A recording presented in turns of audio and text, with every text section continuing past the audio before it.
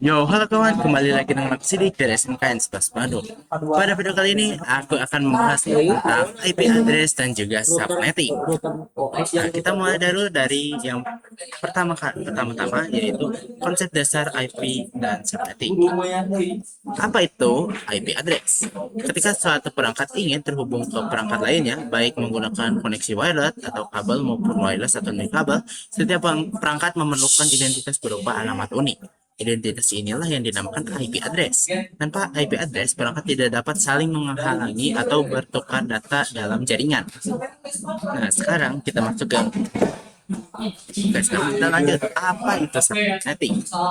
Subnetting adalah upaya atau proses untuk memecah sebuah network dengan sebuah host yang besar menjadi beberapa subnetwork dengan jumlah host yang lebih sedikit.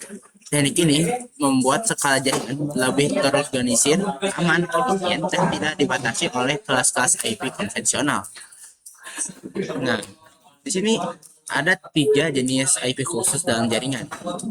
Pertama ada IP network, merupakan alamat penanda atau identitas utama dari suatu jaringan LAN. Alamat ini tidak dapat dialokasikan ke perangkat atau host. Lalu ada IP gateway, alamat IP pada router yang menjadi gerbang utama lalu lintas data bagi perangkat lokal untuk keluar menuju jaringan lain atau internet. Terakhir ada IP broadcast, alamat khusus yang digunakan untuk mengirim data ke seluruh perangkat atau host dalam satu subnet secara bersamaan. Nah, apa bedanya IP public dan IP private? IP public itu adalah alamat yang dapat diakses langsung dari internet global, digunakan oleh web server seperti Facebook, YouTube, atau public DNS seperti Google. Nah, sedangkan IP private digunakan untuk dalam jaringan lokal dan tidak dapat diakses langsung dari internet publik. Nah, disinilah peran NAT bekerja. Ya, NAT atau Network Address Translation memungkinkan banyak perangkat IP private berbagi satu IP public untuk terkoneksi ke internet. Nah, di sini kita bisa lihat tabel dari IPv4. IPv4 memiliki beberapa kelas seperti kelas A, kelas B, kelas C, kelas D, dan kelas E. Nah, masing-masing kelas memiliki default CIDR dan nilai oktet yang berbeda, tentu, dan juga subnet yang berbeda. Nah, khusus untuk kelas D dan kelas E itu jarang digunakan karena alasan tertentu. Oke, sekarang kita lanjut ke tabel prefix kelas C. Nah, bisa teman-teman lihat di sini ada banyak prefix dan total IP yang bisa kita gunakan. Semakin kecil angka prefixnya, maka semakin sedikit jumlah IP yang bisa kita gunakan. Dan sebaliknya, semakin besar angka prefixnya, maka semakin besar juga angka IP yang bisa kita gunakan. Oke, sekarang kita masuk ke sini. Ada 4 komponen utama yang dalam setiap penyelesaian kasus subnetting. Ada 4 komponen utama yang wajib dihitung secara akurat. Pertama, prefix dan subnet mask untuk menentukan batas dan kapasitas jumlah IP.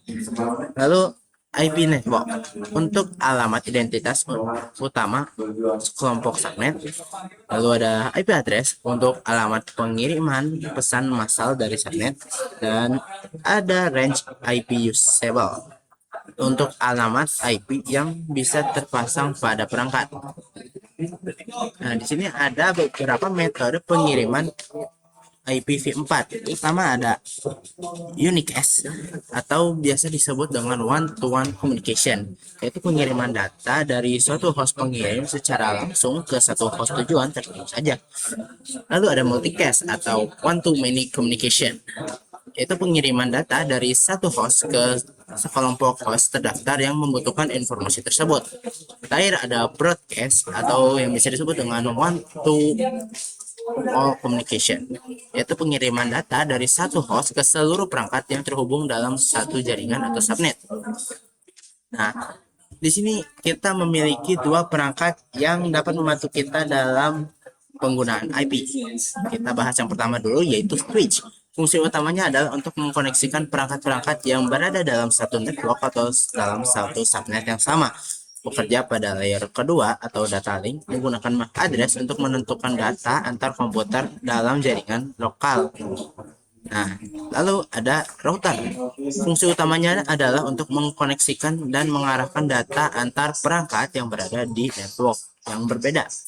Bekerja pada layer ketiga atau network menggunakan IP address untuk menentukan rute terbaik menuju jaringan luar atau internet. Oke, sekarang kita masuk ke contoh kasus dan perhitungan. Bayangkan kalian adalah seorang teknisi jaringan. Suatu hari kalian diberikan sebuah tugas di sebuah kantor yang membutuhkan jaringan lokal untuk 25 unit PC. Nah, kalian diberikan alokasi IP awal yaitu 192.168.10.0. Sebagai seorang teknisi, kalian harus menentukan prefix, subnet mask, IP network, IP broadcast, dan juga IP range yang akan digunakan. Nah, untuk itu langkah pertama yang kalian harus lakukan adalah untuk menentukan prefix dan juga subnet mask. Karena kalian memiliki 25 host, nah kita membutuhkan kapasitas minimal 27 host. Nah, dari mana 27 host ini? Itu didapatkan dari total PC yang dimiliki klien, ditambah kita juga harus mencari IP network dan juga broadcast sehingga kita mendapatkan nilai maksimal minimal yang dibutuhkan.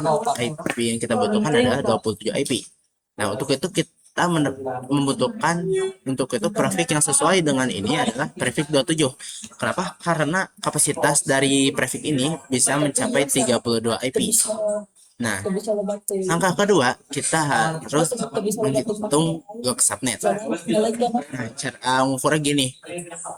Kita ambil nilai maksimal subnet di IPv4 yaitu 256. Kita kurang dengan subnet dari prefix 27 yaitu 224 sehingga kita menghasilkan nilai 32. Nah, maka interval blok IP dimulai dari 0, 32, 64, 96 dan seterusnya. Berarti kelipatan dari 32. Oke, jadi blok pertama yang digunakan adalah mulai dari rentang 0 sampai 31. Nah, dari sini kita mendapatkan hasil parameter jaringan IP network yang kita gunakan yaitu 192.168.10.0. Nah, catatan untuk IP network di sini akhirannya pasti 0 dan itu mutlak tidak bisa diganti. Lalu ada IP broadcast yang kita dapatkan yaitu 192.168.10.31 dan IP range IP usable atau hot mulai dari 192.168.10.1 sampai dengan 192.168.10.31. Jadi total IP yang aktif atau dapat kalian gunakan ada berjumlah 30. Dan ya begitulah perjalanan kita sebagai seorang teknisi. Terima kasih karena buat teman-teman yang sudah menonton dan sampai jumpa.